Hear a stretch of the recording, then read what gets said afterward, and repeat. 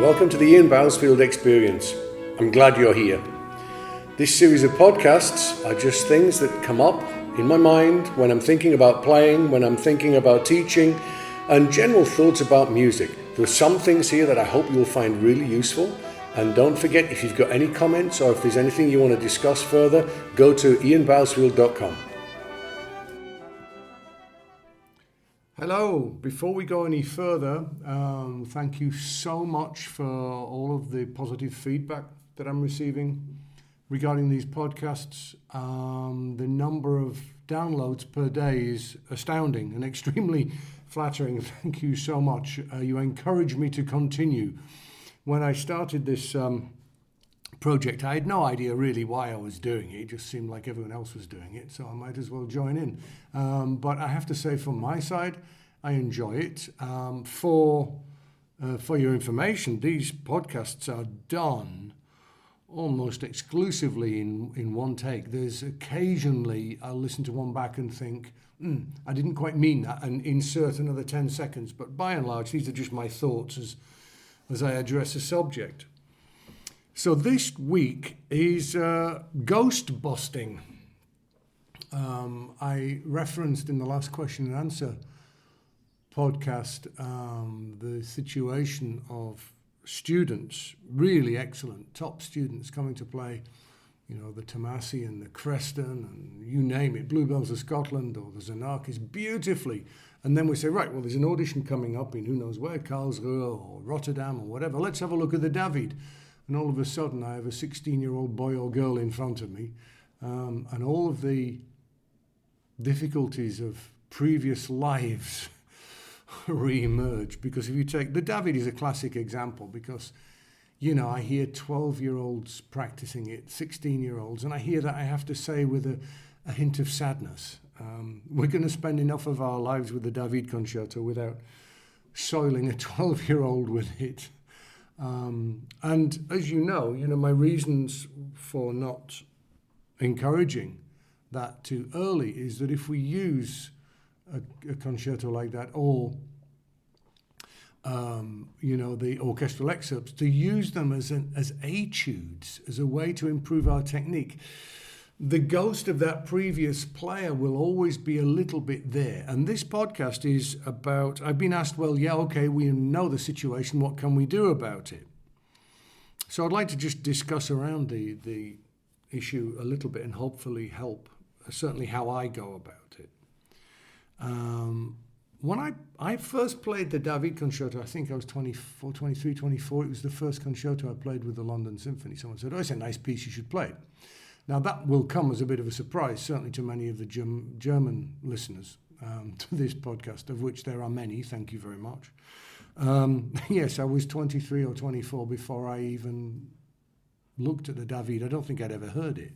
It was not on the British radar. So 2 weeks before I was due to perform it with the London Symphony, I got the music out and started looking at it. I mean, that's a huge advantage. I had no baggage. I had no past. I had no previous on the piece. I just came to it with who I was as a player and a person aged 23, 24. And goodness me, that's early enough. And the first thing that I noticed about it was, that measures 3 to 6 in the first movement were not legato, not exclusively legato. There were some articulations in there, some detached articulations.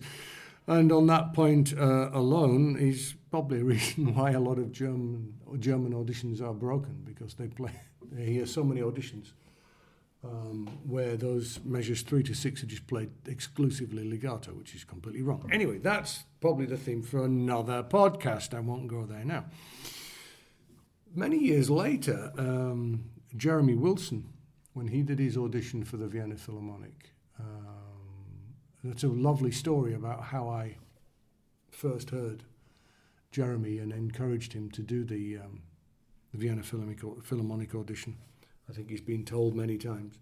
I heard him on a blind recording competition, and in the end was so persistent about saying, who the heck is number 3 or whatever number he was? And I was told, that's highly irregular. You may not do this. I said, well, yeah, okay, but, we've got to a job coming up in the Vienna Philharmonic, and whoever number 3 is sounds just right for what we're looking for. And so I finally beat the door down and got to hear Jeremy for the first time in person. He was, I don't know how old Jeremy was. How old were you, Jeremy? 23, something like that, when he did the Vienna Philharmonic audition. And he was training to be an educator. He was in an educator's program. He wanted to teach, 12 to 18-year-olds, maybe a little bit older than that. And he was lead trombone in the 1 o'clock big band. So playing in an orchestra was absolutely not on his radar at all. He didn't know much of the orchestral repertoire. And I encouraged him, said, look, you play clearly, you have a beautiful sound, it's what we're looking for. And so when I coached him for the audition in Vienna, and yes, I did coach him for the audition in Vienna. I think in the final there were 16 people, 12 of whom I'd either taught or coached. The 4 who did not get coaching by me had not asked for it. That's going to sound like a strange system, I think, particularly for American players, where I believe it's illegal to coach someone before an audition. I can see that. I don't know how you get around the issue of when your student is taking the audition, because you can never, if someone's studied with you, you've coached them, haven't you? I mean, at some point or another. So that's, it's not uncommon in Europe that for you to ask a member of a section, for some coaching. And I personally don't see there's anything wrong with that. I'm going on a bit of a tangent here, but I tend to. I mean, what I've always suggested, and of course I've been looked down upon for, is, if an orchestra is looking for a certain type of player, why don't you have an information day? Why don't you 2 weeks before an audition say, look, we're going to have an open day on a Saturday morning or Saturday afternoon, and anyone who's applied, come down and meet the section, and we'll play for you, and we'll show you what we're looking for. So that when it is an audition, you've got a bunch of poor students going in there wondering whether the section is, going to approve of what they're doing or not. I mean, it would seem logical, wouldn't it? It's almost like giving job requirements. What we're looking for is this. Now you have 2 weeks, go away and work on it. And if someone's good enough, that should be absolutely fine. I think that would be a really, really great system. I suggested that once, received a message back from the first trombone player saying that, if I wanted to know how their orchestra plays, I should take the trouble to go and listen to their concerts. Yeah, very nice. But, I can't do that do that for every orchestra. I can have a decent idea. Some of them are a bit confusing, but, like that one. But, I can have an idea. I just think the idea of the open day 2 weeks before an audition would be fantastic. Now I really have gone on a massive detour. So we've got the ghost of the 16-year-old, the 12-year-old playing the David. Now what do we do about it? And at this point I'm going to reference, as I usually do, wine in sherry in Spain. They have something called the Solera system, and that is that basically, 1 year they make some sherry, and after a certain time they take some out and sell it and replace that quantity with new wine. And it goes on. And so you can imagine where I'm going with this. In some cases, if you pour a glass of sherry, some of it's 70 to 80 years old in there. And so it is with us as people.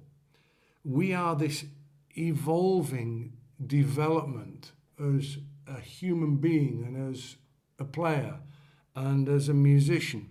And with every note that we play, the archive of development that has gone into that can be evident. And so the hardest thing for a student to do is to focus solely on the person, the musician, and the player that they have worked so hard to become. That when they play something, the ghost of yesterday, the flinch at the first note of Bolero, even though you can play it at 3 o'clock in the morning on a bass trombone. You know, you still have that flinch from a bygone day when it was difficult for you. And this is the point that we reached in the podcast last time. And I've had so many questions from people who have very kindly written in and said, yeah, good, but what do we do about it? Well, the first thing that we can do as a person, before we even look at the relationship with the teacher, as a person, is it's the process of forgiveness. It's the process of, I think all of us who reach my age, it's very easy to realize that you weren't always happy with the things, the way you behaved at certain points in your life. And you weren't always happy with the person you were. And you need to go through a process of forgiveness. And that's not going into a process of denial. That's a process of looking at the situation. So, well, look, I'm doing my best now. I was doing my best then. And there is an equivalent thing with playing, that so many of these old issues get so deep-rooted in the psychology of the practice room that it's really, really important that you focus exclusively on the player you've become. And it's by reinforcement. And it's not a question of looking back and saying, well, I did do this and I had a problem, now I don't. Because that's also negative. Any thought of the past where you had issues is not going to be positive. You should be focusing solely on the qualities that, as a player and a musician and a person that you've become. And it's a slow process, so to all of those of you who've written in and said, look, yeah, what do I do about this? I'm afraid it's not something you can do overnight, or it's something I can't do overnight. And almost exclusively, I'm very fortunate. I have fantastic students, and every year the class that I have gets stronger and stronger. But almost with every student, the first job that I have is convincing the student of how good they are. Now, I'm not going along the Dennis Wick lines here of, if you convince a student they're good, they will become good. It's different to that. The students that I get are good. But very often they've gone through a pedagogical system which is based on troubleshooting, which is they go and they play something and the teacher points out what they did wrong. And so that negative thought process gets wired in very, very early. And I think it's also partly the human disposition so to do, even when we're practicing on our own, to say, this wasn't good, this wasn't good, this wasn't good. Fix it.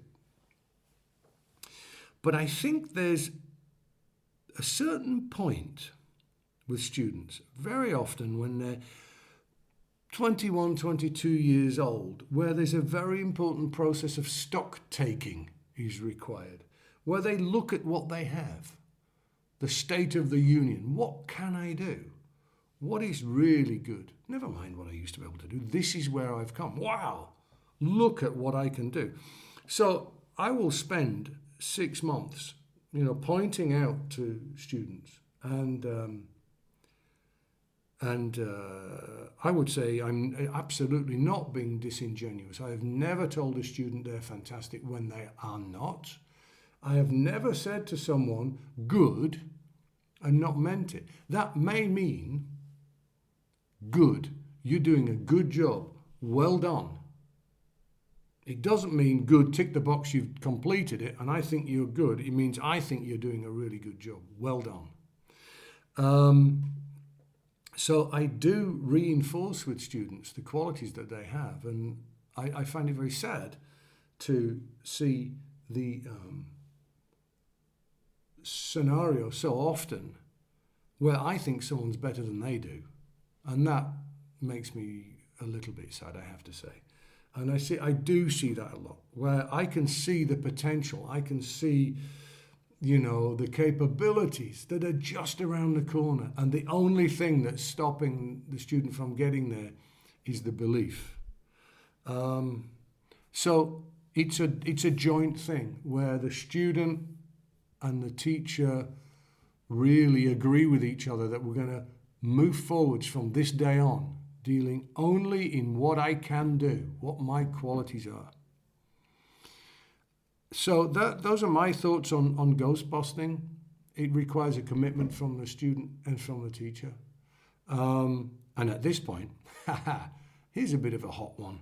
I'm changing the subject.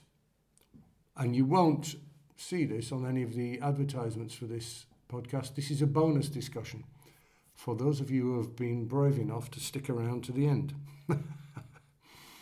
Nepotism. What made me think about this was I was attacked when Jeremy Wilson got the job in the Vienna Philharmonic for coaching him. And like I very pointedly mentioned, I'd coached 12 or taught at least 12 of the 16 that were in the last round. It's almost impossible now for there to be an audition in Europe where I haven't coached or taught somebody, probably even in the last round at some point. And, it was seen as a criticism. And I understand why the criticism came, because from American perspectives, that's allowed. I'll say before I go any further, in favour of American auditions. They are run in a way to be 110% fair. And I take my hat off to you. Thank you so much. You're a shining example as to how it should be.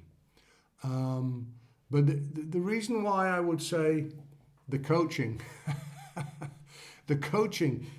element is not and doesn't play a role in European auditions is I've sat behind so many curtains with my own students, in some cases ones that I'd coached even the day before, and I have no bloody idea who they are. I don't even recognise my own students. In fact, when Jeremy was close to winning the job in Vienna, I spoke to my wife on the phone. She said, who do you think it is? And I said, well, I'll tell you what, it's not Jeremy. So this idea of coaching so you can sort of do something dubious in an audition, which I personally would be very insulted if anyone ever accused me of, because that's against my slightly autistic DNA, where I have an obsession of fairness, with fairness. So no. Now, but what that led me on to was this issue of nepotism. And I had an interesting conversation with someone about this a while ago, because the Vienna Philharmonic is famous for the jobs going, and it was historically father to son to son. Peter Schmidl, clarinet, third generation. Franz Bartolome, cello, third generation, I believe. And I think the fourth generation might be in the orchestra now. I'm not sure. Scrub that one. I might be wrong. And on the face of it, you can see that as well, where they're obviously stitching out for their kid to get the job. And I'm not prepared to discuss that. That's not why I'm talking about it. What this is about is I have a 7-year-old kid. And in fact, if you look on the front cover of Stargazer, he's there, he likes it. He's famous now, he's on a CD cover. And it's been agreed because his mum's a trombonist, or was a trombonist, a very fine one, and because his dad's a trombonist. And he thinks that because all of my friends are trombonists, that at some point soon, when all of his teeth settle down, he's going to play the trombone. Now, that kid can sing you the standard trombone repertoire now, in any key you want. He hasn't even played a note yet. Anything you want. He's even got the bloody Heaton trombone concerto memorised, because I go down in the basement and practice, and he memorises the stuff while I'm practicing. So you see where I'm going with this? What kind of an advantage does he have? If, he has had me playing the trombone in his ears since the day he was born. He's had the other people who come into my house for lessons are fantastic players. And so it wouldn't be a surprise, don't know what he's going to do, like any parent, I just hope he's happy. But it wouldn't be a surprise if he had a pretty decent idea of how the trombone should go. And as we all know, the earlier you learn things, the easier it is for them to go in. Now look at the Vienna Philharmonic, for example, with its extremely identifiable style and its, demands on articulation and style, which I support, as I do in Dresden, as I do in Leipzig. If you're raised in a house where you hear that style, when you hear that way of playing, that way of articulating, if you're raised hearing that at a very, very early age, it's not surprising that those kids have got a bloody head start on everyone else.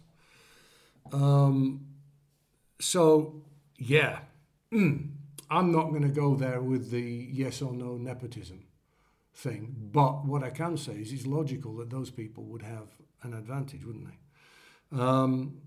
So those are my thoughts on that and on Ghostbusting.